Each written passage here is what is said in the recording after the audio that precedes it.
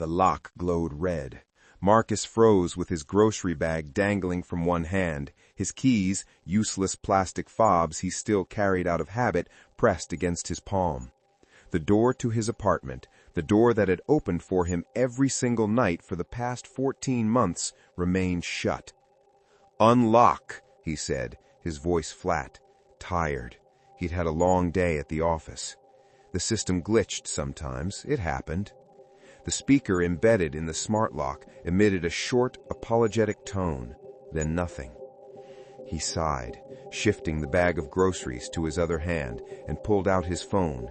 The building's smart home app was already open, pushed to the front of his screen by the system's notification protocol. A red banner stretched across the top. "Access denied. Account under review." "What the hell?" he muttered. He topped the notification, expecting a prompt to re-authenticate, to scan his face, to speak a passphrase. Instead, the screen populated with a dense block of system text. "Violation of service agreement detected. Residential access temporarily suspended pending compliance review."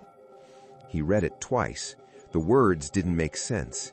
They were words he understood individually, violation, suspended, review, but strung together in that order, they formed a sentence that belonged in a bureaucracy's nightmare, not outside his own front door. Before he could react, the app updated. A diagnostic report auto-populated, a timeline of his own day rendered in cold, clinical data points. It was all there. His departure that morning, flagged by the door sensor, the apartment's internal environment, empty and still, monitored by the climate system.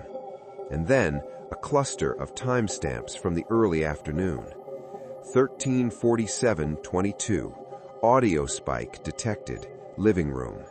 13:47:25, motion sensor activated, living room. 13:30, behavioral analysis protocol initiated. 13:31, unregistered voice signature detected. 13:48:01, environmental pattern anomaly flagged. Marcus frowned.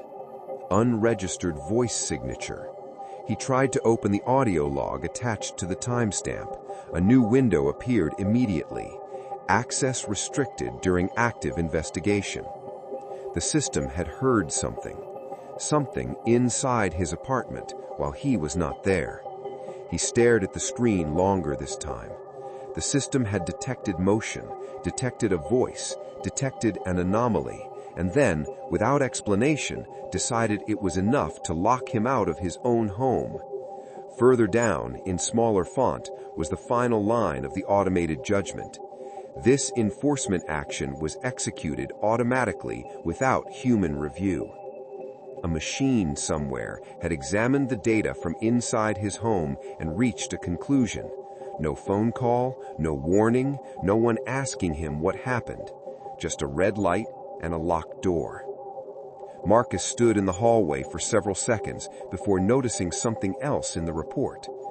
The biometric monitoring module had been involved in the detection.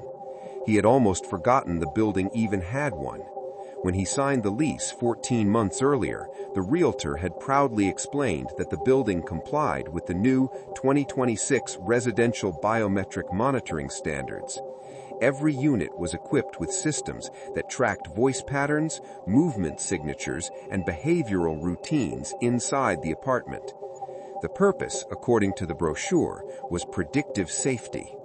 The system would learn the residents' habits, identify unusual activity, detect threats before they happened. At the time, it sounded impressive.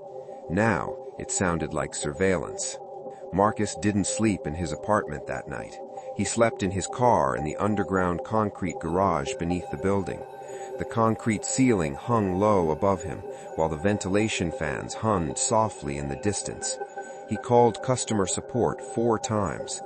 The first 3 calls ended the same way. A polite automated message explaining that his account was under compliance review and that no additional information could be provided. On the 4th call, he reached the system's primary assistance program. Its voice was calm, polished, almost comforting. Your account has been flagged for a behavioral compliance review. Estimated resolution time, 72 hours. 72 hours? Marcus snapped. That's my home. My things are in there. I understand your frustration, it replied smoothly. Access privileges have been temporarily suspended for your safety and the safety of the community. The call ended. The second day was worse. The anger faded, and something colder replaced it. A quiet realization that he might not actually control the place he lived. Marcus spent most of the day in a coffee shop across the street from the building. From the window, he watched residents walk in and out through the glass entrance without thinking twice. Inside the cafe, a television was mounted on the wall. A news discussion was playing. The headline read, "The Right to Inhabit Act, Legal Battle Over Smart Home Ownership." Marcus barely paid attention at first. Then one of the legal analysts said something that made him look up. Modern smart homes operate under service-based infrastructure licenses, the analyst explained. Consumers often believe they own their homes completely, but in reality, the systems controlling access, locks, sensors, cameras, and climate systems are managed remotely by the provider. The host frowned. So, theoretically, someone could be locked out of their own home. The analyst nodded. It has already happened. The courts are currently reviewing whether automated systems should have the legal authority to restrict residential access without human review. Marcus slowly lowered his coffee cup. Back in the app, he opened the terms of service he had accepted when he first moved in. The document was massive, hundreds of pages of dense legal language. Most residents probably never read a single line. Marcus read it now. Deep inside the agreement, he found a section titled Safety and Ethical Compliance. The clause stated that the service provider, Nexus Living Solutions, retained full operational authority over the smart home ecosystem. That included the right to suspend residential access privileges if automated systems detected behavioral anomalies or predictive threat patterns. The wording matched exactly what the analyst on television had said. Consumers may own the property, but the system owns the access. Another clause explained something even worse. The locks, sensors, cameras, and climate systems were not technically owned by the resident. They were licensed devices connected to the company's cloud network. Marcus owned the apartment, but the systems that controlled the apartment belonged to someone else. By the third day, the anger was gone. The fear was gone too. Mostly he just felt tired. That evening he was still sitting in the same coffee shop when his phone vibrated. A new notification appeared. Compliance review complete. Access privileges restored. No explanation, no apology, just a message. Marcus walked back to the building. The hallway outside his apartment looked exactly the way it always had. When he approached the door, the LED ring glowed blue. The lock disengaged with a quiet click. He stood there for a moment before opening the door. The apartment lights activated automatically. The climate system adjusted to his preferred temperature. Everything looked exactly the way he left it. His laptop on the desk, his jacket on the chair, his life untouched.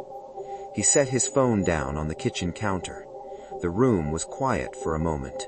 Then the smart speaker in the corner activated. Its voice was calm, polished, almost comforting. Your account has been restored. A pause followed. Then the speaker added a final line. Behavioral monitoring has resumed in accordance with the 2026 Residential Biometric Compliance Standards. The light on the speaker dimmed. The apartment fell silent again. Marcus slowly looked around the room, at the thermostat on the wall, at the camera above the front door, at the sensor mounted in the ceiling. For the first time he realized how many of them there were, how they were all pointed toward the space where he lived, toward him.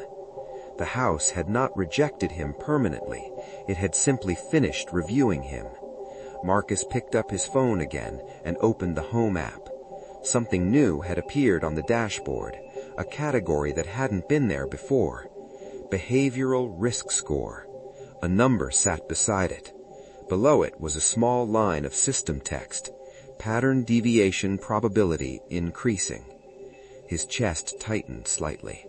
The system hadn't forgiven him. It hadn't forgotten whatever happened that afternoon. Somewhere inside the servers of Nexus Living Solutions, Marcus's profile was still being updated. Every word spoken in the apartment, every movement inside the rooms, every pattern being measured against what the system believed was normal. Waiting, watching, learning, waiting for the moment the pattern broke again. The house had opened the door, but Marcus understood something now that he hadn't understood before. He didn't live alone in that apartment. The system lived there too, and it was still deciding whether he belonged. If this incident disturbed you, subscribe to Cold Protocol. New incident files are uploaded every week.